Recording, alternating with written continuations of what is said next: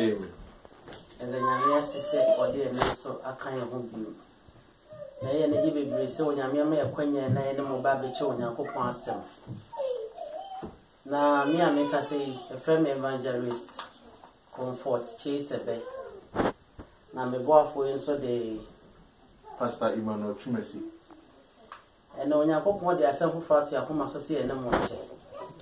Now, Sunday to finish a jamambo. A Sunday to finish a jamambo. Now, Ellen said, now, a dear, a bad boy, and me and you will be a woodsy, as I don't believe. It may be a truck on corner, I call 1 Corinthians chapter 6, verses number 18. 20. I'm free. Coronto 4 may be kind, it tray, ye insia, chichimu, edusia, any edu. Ye can't your concom. Amen. Amen. Pastor Iman Pacho can't your concom. It's a Lucia, I come from adieu.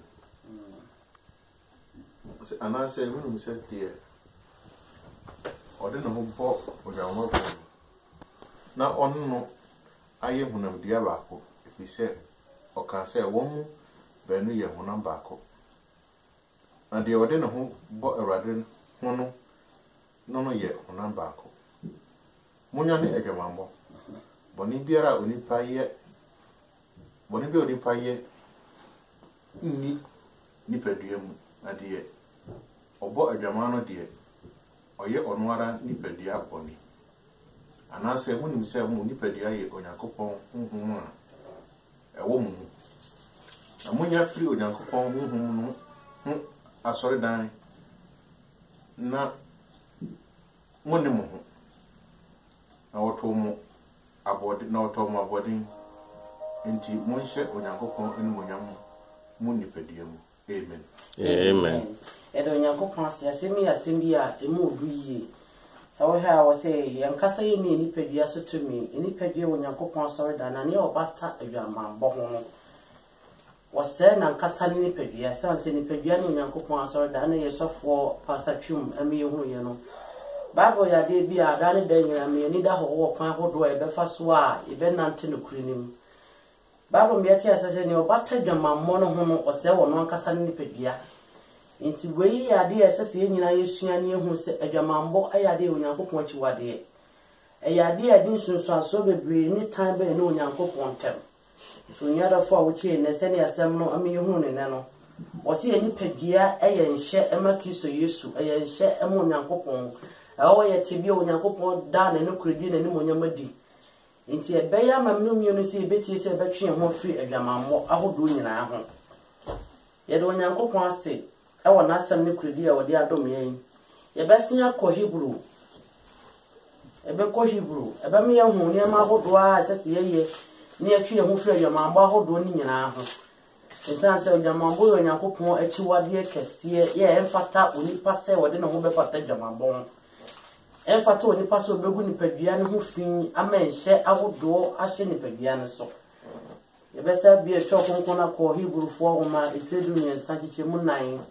Near her near Trono Esa Eka Hebrew chapter 13 verse 4. Ya kaja mambo ehwasem.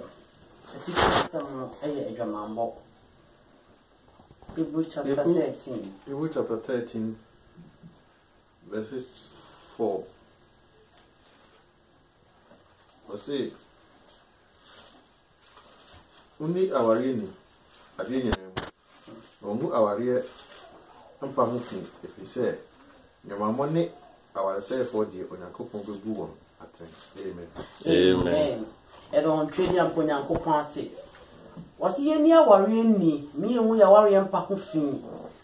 Na yebu ya aware ampa ho fi a e ma ya aware sei na mani monyamo ma aware nim. Se we onuadofo bi a wote baabi na wotie enne na onyankopon ada na kuradi honhom ye di.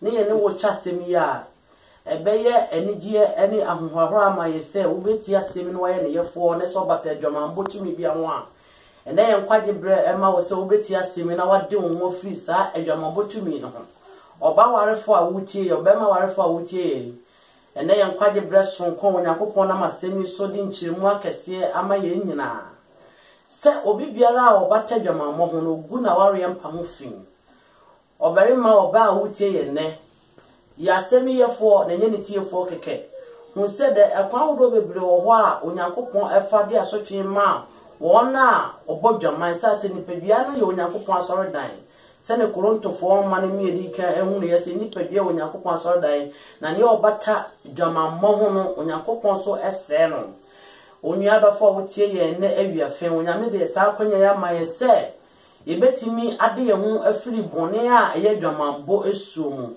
waware uwokunu uwo yere fasa akwanya sutie sase di ogu waware mpa ho fino onyankopon na bufo show ede eba ne so ebeda onyankopon ase sase na asem bia onam ne honhom so kan ye no kore meto ama enua ye pastor ankiyima no so atoa so ewo ne a ye le chiremi emu oni odo fo enso we busa na adwembe ne kese ne busa se adwamammo no kora ene die ase ka se adwamammo a ene die adwamammo ye honhom a ati nipa mu anase ebetena nipa mu ma enipa eye ade a mefa ne se ne kra no ompe anase otimbe ye addicted to it a do baby ana ha no amen adwamammo eye ade a ese nipadua se the bible no me yeti ase se nipadua nyankopon asori dai na se ese nipadua no ase onyankopon asori dai amen na ye ma some example a nipadua no kura ene din se the bible me yeti ase o se e no onyankopon asori dai na se ese nipadua na